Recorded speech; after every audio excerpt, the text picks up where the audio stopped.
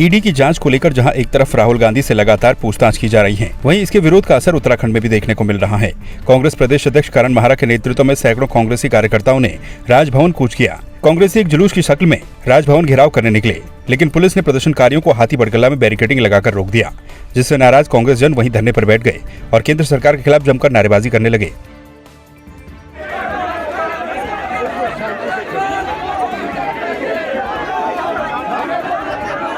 देश में हो गया है, जो भी लोकतंत्र को बचाने की बात कर रहा है, जो भी जनहित की बात कर रहा है, उसकी आवाज को दबाने का कार्य कर रही है भाजपा। दमनकारी अपनी नीतियां अपनाकर, और आज ये कहने में हमें कोई गुरेज नहीं कि पूरे देश में सिर्फ एकमात्र एक नेता है श्री राहुल गांधी जी, जो कि जनता की आवाज बनकर लोगों की बातों को सामने रख रहे हैं, जनता के सामने सच्चाई, भाजपा का सही मुखौटा लोगों के सामने ला रहे हैं। और उसी के लिए भाजपा ईडी को अपनी प्राइवेट लिमिटेड कंपनी बना के जिस तरीके से राहुल गांधी जी की आवाज को दबाने का कार्य किया, और सबसे निंदनीय ये है कि कांग्रेस का दफ्तर में जिस तरीके से उन्होंने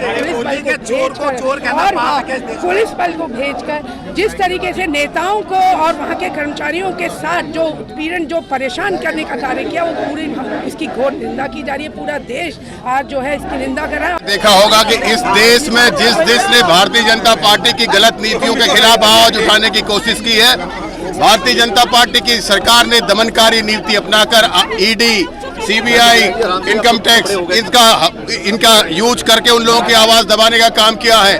आज हमारे नेता राहुल गांधी की गलती ये है कि उन्होंने युवाओं के रोजगार की बात उठाई है, उन्होंने किसानों के अधिकार की बात उठाई है, उन्होंने देश में बढ़ती महंगाई पर बात उठाई है, उन्होंने देश से लगातार बाहर जाते हुए हिंदुस्तानी व्यापारियों की बात उठाई है।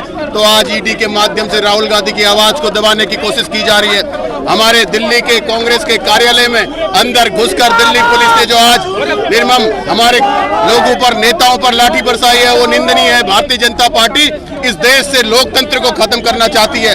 भारतीय जनता पार्टी इस देश के लोगों के स्वाधीनता के अधिकार को खत्म करना चाहती है, लोगों की अभिव्यक्ति की आजादी को खत्म करना चाहती है।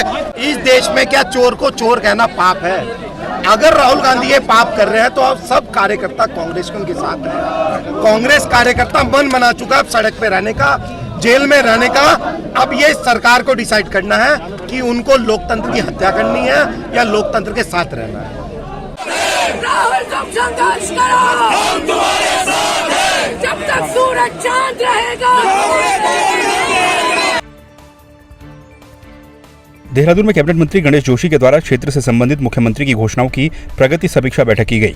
इस बैठक में जिला प्रशासन, राजस्व विभाग, वन, जल संस्थान और पेयजल निर्माण निगम के अधिकारियों के द्वारा प्रतिभाग किया गया। इस दौरान कैबिनेट मंत्री ने मसूरी विधानसभा की विभिन्न नदियों और जल स्रोतों के पुनर्जीवन को लेकर छोटी झील या तालाब बनाकर पेयजल स्रोतों को रिचार्ज करने पर भी चर्चा की।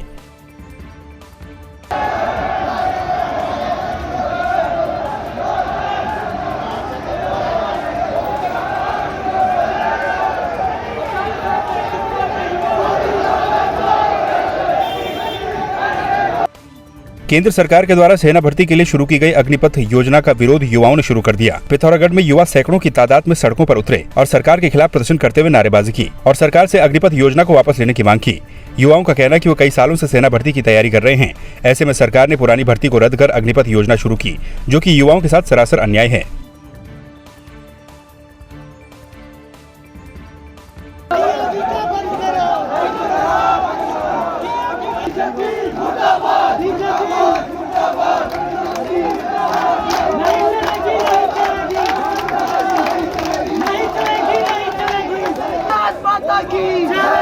भारत माता की जय।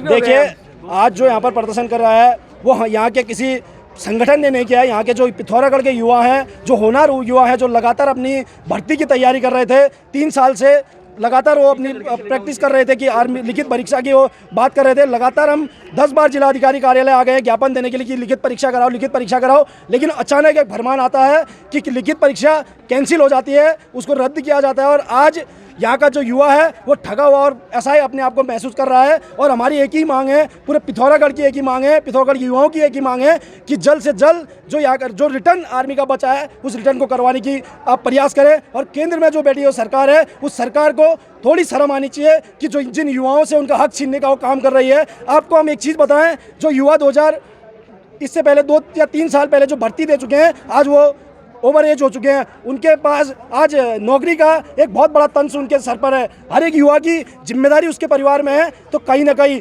आज का युवा बहुत असहाय है और इस युवाओं के साथ हम युवाओं के साथ हम खड़े हैं। और युवा कांग्रेस की तरफ से मैं आपको बता दूं कि युवा कांग्रेस इनके साथ हर दम खड़ी रहेगी और पिथौरागढ़ के युवाओं के साथ चलते रहेगी। तो सर जैसे आप सब लोगों को पता होगा कि टीओडी लागू हो चुकी है, तो हमारे तो सर 1.5 साल पहले हमारा फिजिकल हुआ था और हम मेडिकल भी फिट थे, लेकिन अब सरकार कहती है कि आप लोगों का रिटर्न कैंसिल कर दिया जाएगा। सर हमारे तो सबने चले गए, अपने चले गए हैं, घर में हमारी माँ इंतजार में बैठी, हमारी एक प्रदीप मेरा रोड में दौड़ रहा था, तो हर कोई आगे आया, देखो लाखों प्रदीप मेरे हैं, आप देखो हमारे लिए भी कोई आवाज़ उठाओ सर, हमारे आंसू कोई नहीं देखता है। लेकिन आप ये कहेंगे कि अब इससे भी उग्र हो सकते हैं आगे, हम अभी शांतिपूर्वक ढंग से तैयारी कर रहे हैं, हम इससे आगे और उग्र होंगे सर, बस इतना कहना चाहूँगा। कॉर्बेट नेशनल पार्क के धनगढ़ी इलाके में सड़क निर्माण का कार्य कर रहे एक मजदूर को बाघ ने अपना निवाला बना दिया। घटना के बाद सीटीआर प्रशासन में हड़कंप मच गया। मामले में सीटीआर के उपनिदेशक नीरज शर्मा ने बताया कि मृतक के शव का पोस्टमार्टम कराया जा रहा है और घटना की सूचना मिलने पर मृतक के परिजन भी मौके पर पहुंच गए हैं। उन्होंने बताया कि इस मामले में मृतक के परिजनों को विभाग के द्वारा नियमानुसार मुआवजा देने की कार्रवाई की जाएगी। देखिए, ये आज दिन में लगभग 3 बजे धनगढ़ी गेट से हमारे 1.5 किलोमीटर जंगल की ओर ये हमारा एक मज़दूर था जो कि कार्य कर रहा था, तो इस पर संभवतः टाइगर के द्वारा इस पर अटैक किया गया है और फिर इसकी जो है जिसमें दुखद घटना में इसकी मृत्यु हो गई। तो इसमें भी जांच पड़ताल बाकी जारी है और हमारे लोग गए, फिर उसके पुलिस को बुलाया गया है, डेड बॉडी इसकी मिला के और अग्रितर कार्रवाई इसकी की जा रही है। चमोली जनपद के नारायणबगढ़ विकासखंड के भेला गांव के पास एक तालाब में ग्रामीणों को एक महिला का शव तैरता हुआ मिला। शव की शिनाख्त अनिता देवी पत्नी लक्ष्मण सिंह के रूप में हुई। पुलिस ने शव को कब्जे में लेकर पंचनामा भर पोस्टमार्टम के लिए भेज दिया। प्राप्त जानकारी के अनुसार महिला मार्च महीने से लापता चल रही थी। यह मामला राजस्व क्षेत्र नारायणबगढ़ का है। 16/3/2022 को एक महिला अनिता देवी की गुमशुदगी दर्ज की गई थी। उसके बाद विवेचना राजस्व पुलिस से रेगुलर पुलिस के पास में आई, तो दौरान विवेचना के उस महिला के काफ़ी तलाश सुरक्षा से पता रसी की गई, लेकिन तब तक कुछ महिला का शव नहीं मिला था। कल कुछ ग्रामीणों ने उस महिला का शव किसी तालाब में देखा, तो उसकी सूचना फिर उन लोगों ने परिजनों को दी और परिजनों ने फिर पुलिस को दी। पंचायतनामा की कार्रवाई करके पोस्टमार्टम में जो भी रिजल्ट आएगा उसके तहत कार्रवाई की जाएगी। अब जो भी स्थिति स्पष्ट होगी वो पोस्टमार्टम के बाद ही स्थिति स्पष्ट होगी, तब अग्रिम कार्रवाई अमल में लाई जाएगी।